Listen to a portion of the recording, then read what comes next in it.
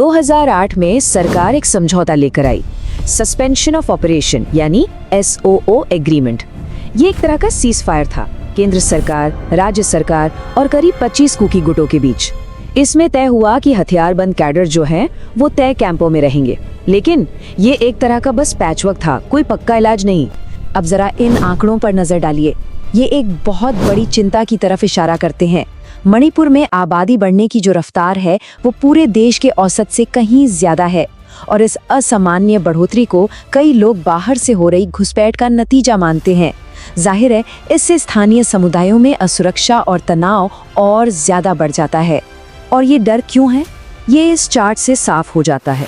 सोचिए, 1901 में मणिपुर की कुल आबादी में मैतेई समुदाय का हिस्सा 60% था, और 2022 आते आते ये घटकर 49% रह गया।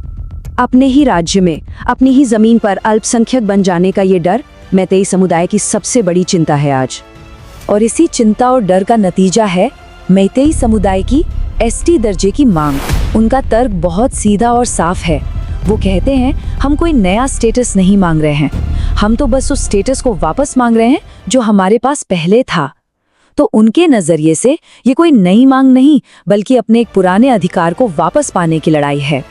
तो आखिर में हम उसी सवाल पर आकर खड़े हो जाते हैं कि जब जमीन पर दावे एक दूसरे से टकरा रहे हों, जब इतिहास के जख्म इतने गहरे हों और जब पहचान को लेकर इतनी असुरक्षा हो, तो ऐसे में स्थायी शांति का रास्ता आखिर निकलेगा तो निकलेगा कैसे?